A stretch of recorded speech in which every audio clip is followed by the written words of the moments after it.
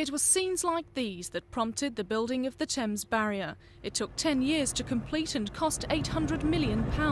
But experts now claim it's still not enough to protect London from a major disaster. Scientists who've just completed a research project say the effect of global warming was not taken into account when the barrier was built.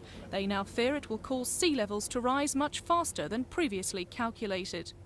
If scientists' predictions are right, by the turn of the century, water levels could be far higher than those already predicted when the Thames barrier was built. And at any moment, this whole area of London could be forced underwater by a flash flood. The research that I've undertaken suggests that this design level will be exceeded by perhaps as early as 2005, certainly during the early decades of the 21st century. That doesn't mean that flooding will occur immediately, but the probability of flooding, the risk, will increase from that point on. And in fact, according to the worst-case projection, by the year 2030, London could be no more protected from flooding than it was before the barrier was built. If the Thames flooded, it's estimated losses could run to over £1 billion. It's thought the Underground would be out of service for more than a year and the city would be crippled. The overall impact might mean that although it would take London perhaps years to recover, the capital may never actually be the same again.